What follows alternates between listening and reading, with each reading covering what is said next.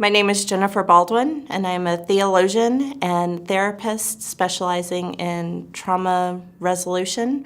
And my most recent book is Trauma Sensitive Theology, Thinking Theologically in the Era of Trauma.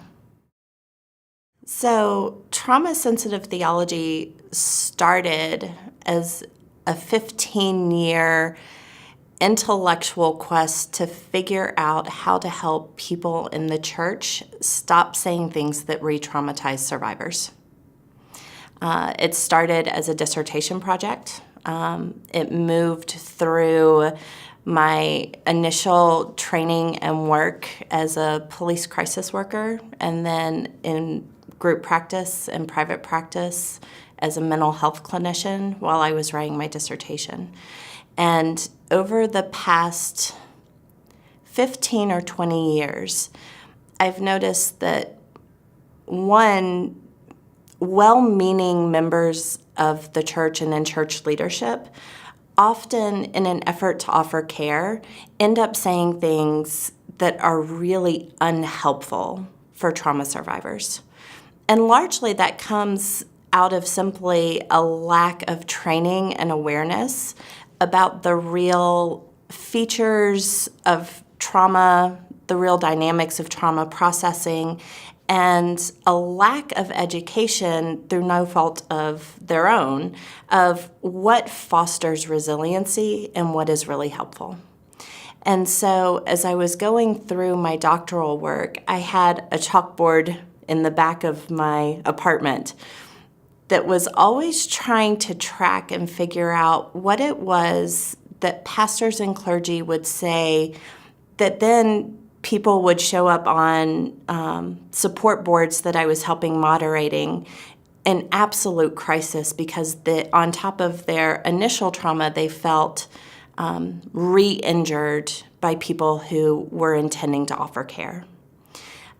Combine that with I was doing a course on modern theology and philosophy and had a hard time connecting to it until I realized that the features that we name as postmodernity map almost directly onto the features that we name as PTSD. And so I started thinking about the way in which trauma seeps into the very groundwater of our cultural awareness. And so it's not just people who have experienced primary traumatization where the bad thing happened to me, or even secondary traumatization of the bad thing happened to the person I love. But there's this kind of subclinical trauma response that just shows up in our society. And I was paying attention to that and mapping that 10 to 13 years ago. And in the past 3 or 4 years, have noticed how the features of subclinical traumatization, hypervigilance, loss of a sense of a single grounding narrative to our life, our history, our culture, how particularly in recent years, it's turned into kind of clinical manifestations of trauma on a cultural level, where as a culture, as a society, we're bouncing from one crisis to another. We, as a society, are living more often in our threat responses. So as mammals, when we experience threat, our body has 3 tiers of response. The first tier is we look for social support. We look for folks to say, it's okay, you're okay, the threat has resolved, we've got your back.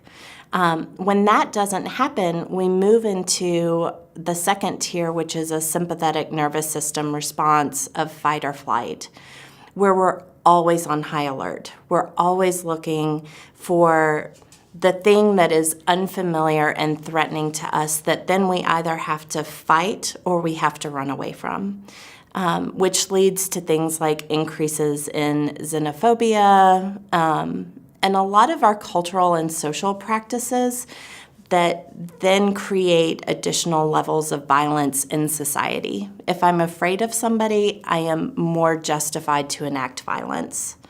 And so I feel like particularly now, our culture has moved from a subclinical postmodernity, oh, what are we doing? What are our narratives?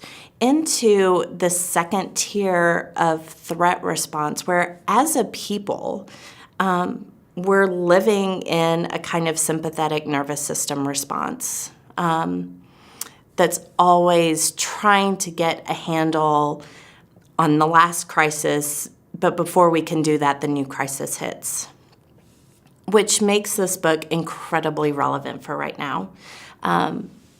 Yes, it's important as leaders who offer care to people of faith and leaders who offer care to people in distress. It's always important to know how to offer educated, attuned, compassionate care to the person we're seeing who's sitting in front of us, either in a classroom or in the pews of our congregations and synagogues.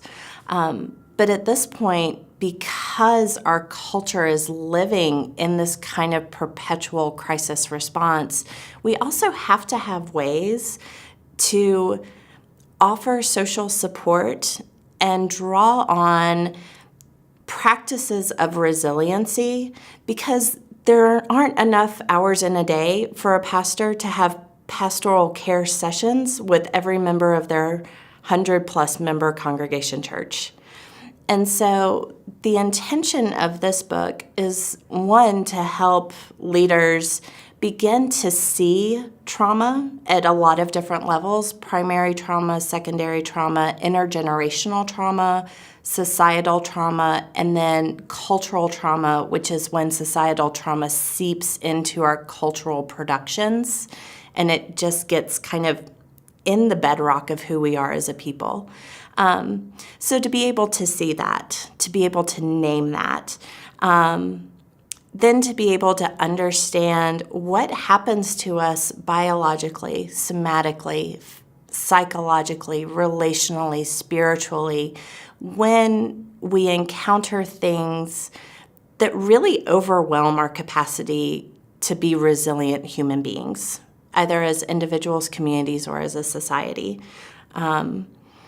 And then from there, how do we cultivate practices of resiliency using the best information we have from trauma studies?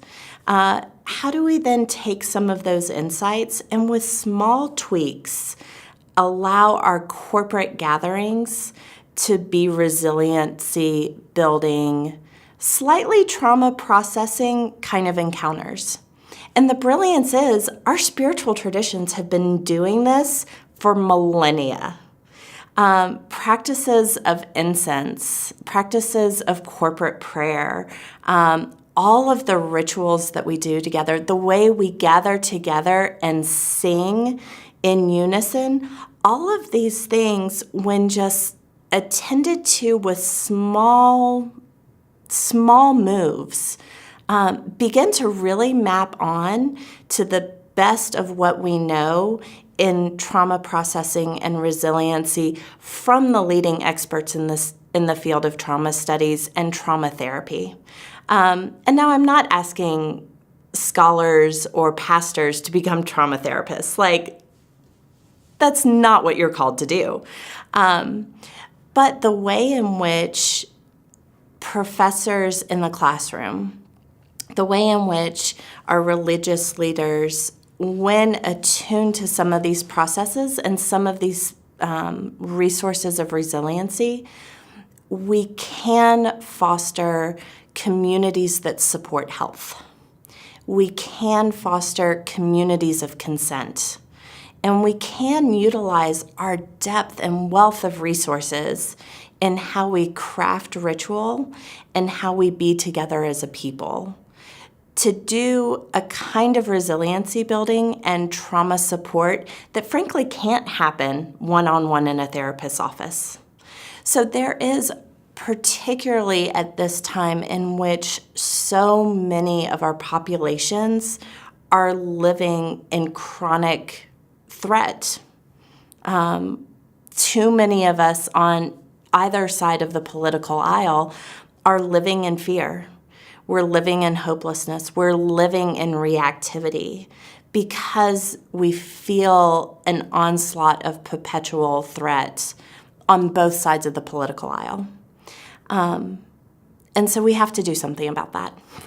And if we want to be relevant in our teaching, if we want to be relevant in our homiletics, in our preaching, in our pastoral care, in our liturgy, then I find, and I would argue that it's really important to pay attention to where we are, be able to assess where we are as a community, and have resources to do something both proactive and potentially healing in the midst of that. And it has to start somewhere, because what we know from just the way our nervous systems work is that if we don't offer care at the second tier, then our nervous systems go into the third tier.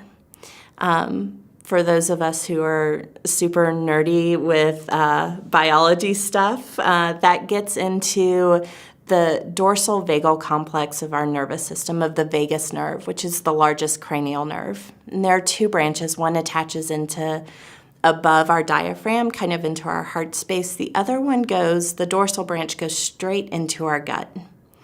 And what we know is that when we don't take care of things socially, it moves into fight-flight. When we don't take care of it there, it moves into dorsal vagal freeze, and we shut down.